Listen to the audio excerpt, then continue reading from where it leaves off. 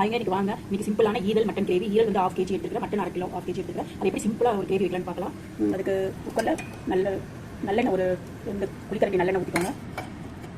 நல்லெண்ணெய், 2 பட்டை, கொஞ்சம் 1/2 ஸ்பூன் பெருஞ்சீரகம், சோம்பு 1/2 ஸ்பூன் போட்டுக்கோங்க. சோம்பு பொரிஞ்சோடனே நம்ம பெரிய வெங்காயம் 2 கட் பண்ணி வச்சுக்கிறேன். 2 பெரிய வெங்காயம் வச்சுக்கோங்க.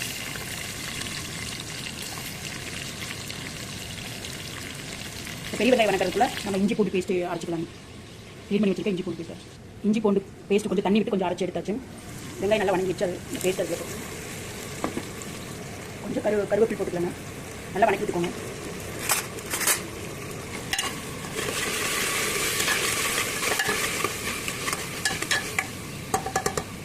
இது இஞ்சி பூண்டு பேஸ்ட்டு நல்லா குக்காதுக்குள்ளே நம்ம தக்காளி 2 கட் பண்ணிட்டு வந்துடலாம். இஞ்சி பூண்டு பேஸ்ட் குக்காயிடுச்சுங்க. இந்த தக்காளி போட்டுக்கலாம். கொஞ்சம் கொத்தமல்லி தலை போட்டுக்கோங்க.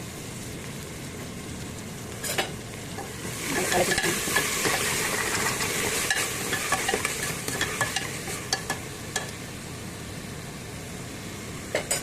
இப்போ மட்டனை போட்டுடலாம். நல்லா வணங்கியா இஞ்சி பூண்டு நல்லா குக்காயிடுச்சு. இப்போ வந்து ஈரல் மட்டன் போட்டுடலாம். இந்த கிரேவி வெரி சிம்பிள் தான், டேஸ்ட்டாக இருக்கும். கூட நம்ம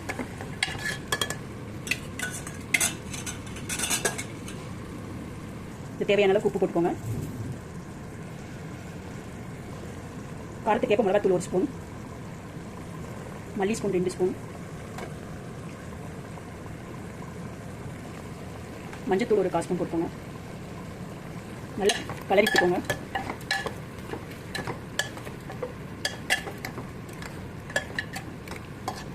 நல்லா கலக்கி விட்டாச்சுங்க. இப்போ இது ஒரு 2 நிமிஷம் குக் ஆகட்டும்.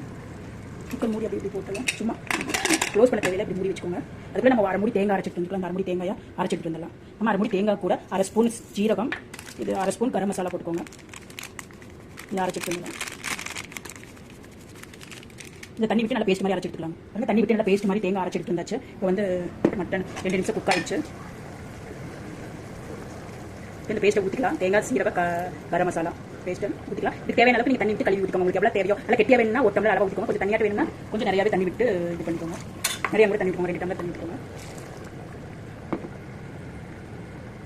கொஞ்சம் நல்லா கொதிக்க ஆரம்பிச்சு. இப்போ எனக்கு எவ்வளோ தண்ணி வேணுமோ அவ்வளோ ஊற்றிருக்கேன். 2 டம்ளர் தண்ணி ஊற்றிருக்கேன். இது நல்லா கலக்கி விட்டுக்கோங்க. நல்லா கலக்கி விட்டுட்டு நீங்கள் ஒரு கொதி வந்து உப்பு இருக்கான்னு செக் பண்ணி பார்த்துட்டு அப்புறம் குக்கர் மூடி போட்டு ஒரு 4 விசில் விட்டு எடுத்திங்கன்னா அந்த மட்டன் அண்ட் ஈரல் கிரேவி ரெடி ஆயிரும்.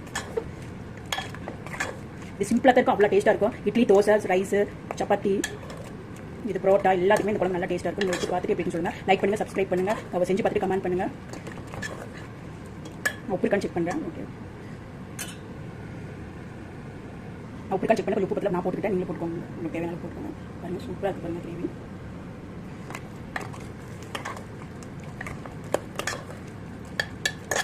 சரிங்க, இப்போ மூடி போட்டு மூடி வச்சிடலாம். மூடி போட்டு மூடி வச்சுட்டு ஒரு எத்தனை ஒரு 3 விசில் விட்டு எடுத்துக்கோங்க. 3 விசிலுங்க. 3 விசில் வந்துடுச்சுங்க. எடுத்துக்கலாம். வாட்டர் பார்த்துக்கலாம்.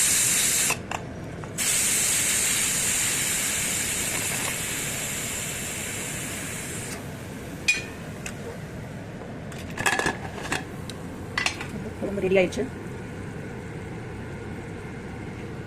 இதுக்கு நல்லா கொத்தமல்லி தலை அப்படியே தூவி குழம்பு ரெடி. மட்டன் ஈரல் குழம்பு ரெடி. சிம்பிள். நீங்கள் வச்சு பார்த்துட்டு எப்படி இருக்குன்னு சொல்லுங்கள். வெரி டேஸ்ட்டாக இருக்கும். நீங்கள் ட்ரை பண்ணி கண்டிப்பாக பண்ணுங்கள். சப்ஸ்கிரைப் பண்ணுங்கள். செஞ்சு பார்த்துட்டு எப்படி இருக்குன்னு சொல்லுங்கள். நான் கொஞ்சம் தண்ணி குழம்பு மாதிரி தான் வச்சுருக்கேன். ஈரல் மட்டன் கிரேவி, குழம்பு கிரேவி என்ன வேணாலும் சொல்லலாம். அவ்வளோ ஜூஸியாக இருக்கும் பாருங்கள் ஈரல். நீங்கள் ட்ரை பண்ணி பார்த்துட்டு எப்படி இருக்குன்னு கண்டிப்பாக கமெண்ட்டில் சொல்லுங்கள். சப்ஸ்கிரைப் பண்ணுங்கள், லைக் பண்ணுங்கள். ஓகேங்க, பாய். ஈரல் மட்டன் குழம்பு ரெடிங்க. நான் 1/2 kg ஈரல் 1/2 kg மட்டன் எடுத்து வந்தேன். அதான் இந்த கிரேவி நல்லாயிருக்கும். ரைஸ்க்கோ, தோசை, சாப்பாடு, இட்லி, புரோட்டாவுக்கும் கூட நல்லா இருக்குங்க. இடியாப்பம் எல்லாத்துக்குமே இந்த குழம்பு நல்லா மேட்ச் ஆகும். ஊத்தாப்பம், இடியாப்பம், ஊத்தாப்பம், ரைஸ், தோசை, சப்பாத்தி, ரொட்டி, பரோட்டா எல்லாத்துக்குமே மேட்ச் ஆகும். நீங்களும் செஞ்சு பார்த்து எப்படி சொல்லுங்கள். ஓகேங்க, பாய்.